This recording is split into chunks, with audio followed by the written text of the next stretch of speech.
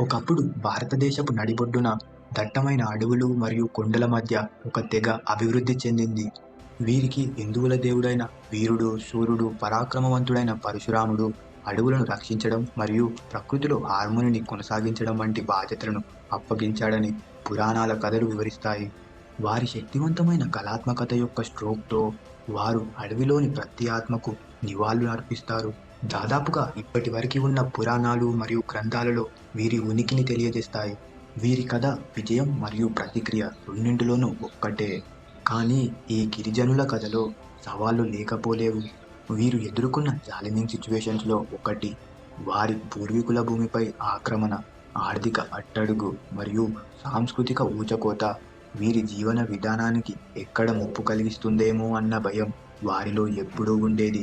అయినప్పటికీ వారి పవిత్రమైన ఆచారాలు గుండెల్లో నృత్యం చేసే జ్వాలల వలె గోండులు తమ గుర్తింపును కాపాడుకోవడానికి, వారి సంప్రదాయాలను నిలబెట్టడానికి మరియు తరతరాలుగా వారి వారసత్వ భవిష్యత్తు వైపు మార్గాన్ని ఏర్పరచాలనే దృఢ సంకల్పంతో ప్రతి సంఘటనను వారి సామర్థ్యంతో ఎలా ఎదుర్కొన్నారో నేను ఈ సిరీస్లో మీ అందరికీ తెలియజేస్తాను.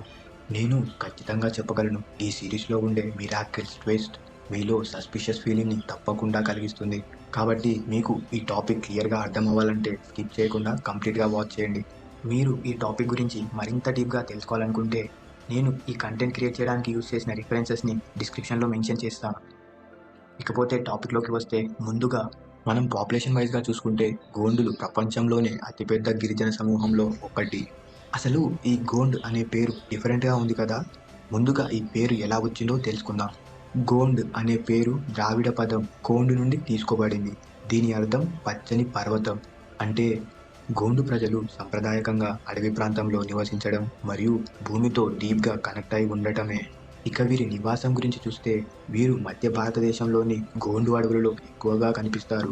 ముఖ్యంగా మధ్యప్రదేశ్, ఛత్తీస్గఢ్, మహారాష్ట్ర, ఆంధ్రప్రదేశ్ మరియు ఒరిస్సా ప్రాంతాలలో వీరు నివసిస్తారు. గోండులు తమలో తాము పిలుచుకునే పేరు కోయ్ లేదా కోయిటూర్ అని. ఇకపోతే వీరి చరిత్ర చూసుకుంటే, గిరిజనులే కదా సామాన్యులే అనుకుంటాం, కానీ ఈ సామాన్య గిరిజనులే రాణి దుర్గావతి పాలనలో ఉన్నప్పుడు మొఘల్ ఎంపైర్కి ఓటమి రుచి చూపించారు. ఇకపోతే కొమురం భీమ్, ఈయన పేరు మనందరికీ తెలుసు. రీసెంట్గా వచ్చిన RRR మూవీలో జూనియర్ ఎన్టీఆర్ ఈయన క్యారెక్టరే చేస్తాడు.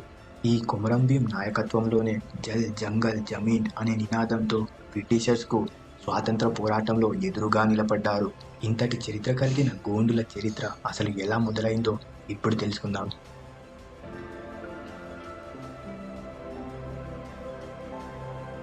మొదటి నుండే గోండు గిరిజనులు మరియు ముండా గిరిజనుల మధ్య సంబంధం క్లిష్టంగా ఉండేది.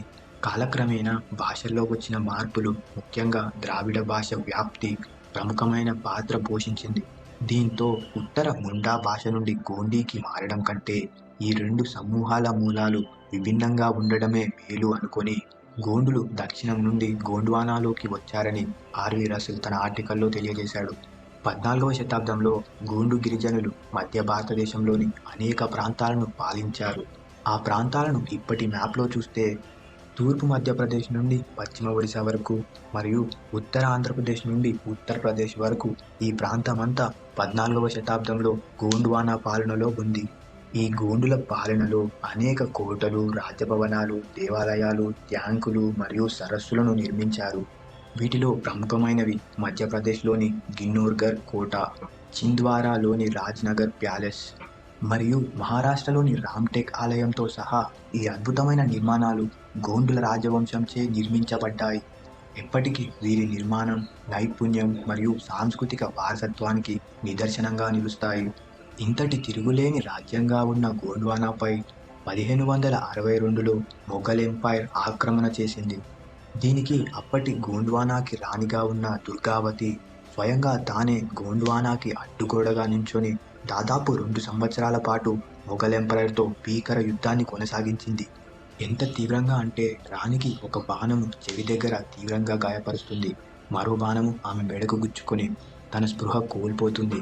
స్పృహ తిరిగి వచ్చేసరికి ఓటమి అంచుల్లో ఉండడం గ్రహించి గోండ్వానా ప్రజలు ఆమెకు యుద్ధం విడిచిపెట్టమని సలహా ఇచ్చినప్పటికీ ఆమె దానిని నిరాకరించి జూన్ 1564న స్వయంగా ఆమె తన డాలుని తీసుకొని ఆత్మహత్య చేసుకుంటుంది. అప్పటి నుండి జూన్ 1564ని బలిదాన్ దివాస్గా గుర్తు చేసుకుంటున్నాం. ఈ విధంగా 2 సంవత్సరాల పాటు యుద్ధాన్ని కొనసాగించి గోండ్వానాని మొఘల్ ఎంపైర్ ఆక్రమణ నుండి కాపాడుతుంది.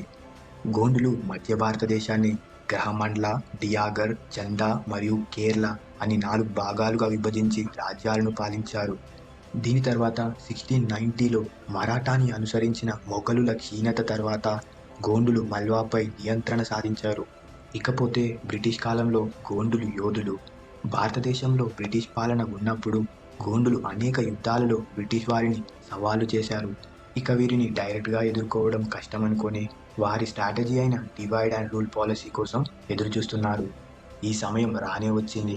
1740లో మరాఠా గోండు రాజ్యాలపై ఆక్రమణ చేయడం ప్రారంభించారు.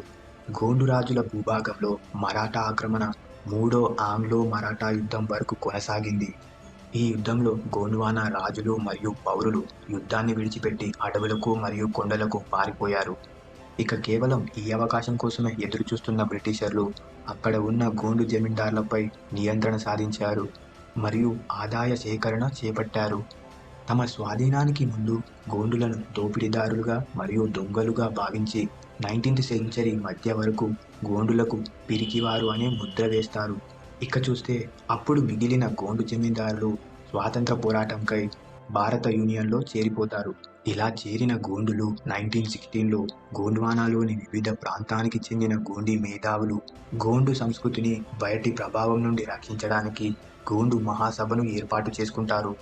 ఇక చూసుకుంటే 1920 ప్రారంభంలో హైదరాబాద్ రాష్ట్రంలోని ఆదిలాబాద్కు చెందిన గోండు నాయకుడు కొమురం భీం వ్యతిరేకంగా పోరాటం చేసి ఆదివాసుల కోసం ప్రత్యేక గోండు రాజ్యాన్ని ఏర్పాటు చేయాలని ప్రయత్నించాడు. ఈ తిరుగుబాటులో జల్ జంగల్ జమీన్ అనే నినాదంతో ఆదివాసీ ఉద్యమాలకు ప్రతీకగా నిలిచాడు. ఈ సంస్థ 1931 మరియు 1934లో గోండు ప్రజలను బయటివారి తారుమారు నుండి కాపాడే మార్గాలను, గోండులు కలిసి ఉండాల్సిన సామాజిక నిబంధనలు మరియు గోండ్వానా ప్రజల మధ్య సంఘీభావాన్ని చర్చించేందుకు సమావేశాన్ని ఏర్పరిచింది. ఈ సమావేశాల్లో గోండు సంస్కృతిని కాపాడేందుకు తగిన చర్యలను చర్చించుకొని వారి పూర్వీకులు నివసించిన ప్రాంతాలైన మధ్యప్రదేశ్, ఛత్తీస్గఢ్ మరియు ఆదిలాబాద్ జిల్లాలో గిరిజనుల కోసం ప్రత్యేక రాష్ట్రాన్ని ఏర్పాటు చేయాలని ఉద్యమించుకున్నారు. ఇక వీరి డిమాండ్లను 1962 మరియు 1963 మధ్యలో రాష్ట్రానికి వివరించారు. అయితే భారతీయ నాయకులు ఈ డిమాండ్లను ఎప్పుడూ పరిగణించలేదు. ఇకపోతే చివరికి 1990లో హీరా సింగ్ మార్కం మరియు కౌశల్య పోట్రే వారి మధ్యలో వారి ఐక్యతగా ఉండి రాజ్యాధికారం కోసం పోరాడేందుకు గౌండ్వానా గణతంత్ర పార్టీని ఏర్పాటు చేసుకున్నారు. ఇక్కడి వరకు ఈ గోండు ట్రైబ్స్ యొక్క హిస్టరీని తెలుసుకున్నాం. వీరి రిలీజియన్, కల్చర్, మరీ ముఖ్యంగా సల్లార్లో చెప్పిన మన్నార్సీ ట్రైబల్కి ఈ గోండు ట్రైబ్స్కి సిమిలర్ కనెక్షన్స్ ఉన్నాయి. అవేంటో నెక్స్ట్ వీడియోలో మీకు తెలియజేస్తాను. అప్పటి వరకు మీరైతే లైక్ చేసి మీ ఒపీనియన్స్ని కమెంట్స్లో తెలియచేయండి. ఇలాంటి మరిన్ని ట్రైబల్ వీడియోస్ మన ఛానల్లో ఎవ్రీ ఫ్రైడే 7 PM అప్లోడ్ అవుతుంది. వీటిని మిస్ కావద్దనుకుంటే సబ్స్క్రైబ్ చేసి నోటిఫికేషన్ ఆన్ పెట్టుకోండి. ఫస్ట్ టైం మన ఛానల్ విజిట్ చేస్తే తప్పకుండా సబ్స్క్రైబ్ చేసుకోండి. చలో then next week Gond tribal యొక్క కంటిన్యూషన్ పార్ట్తో కలుద్దాం. అప్పటి వరకు stay tune. It's me Manne signing off. Bye bye.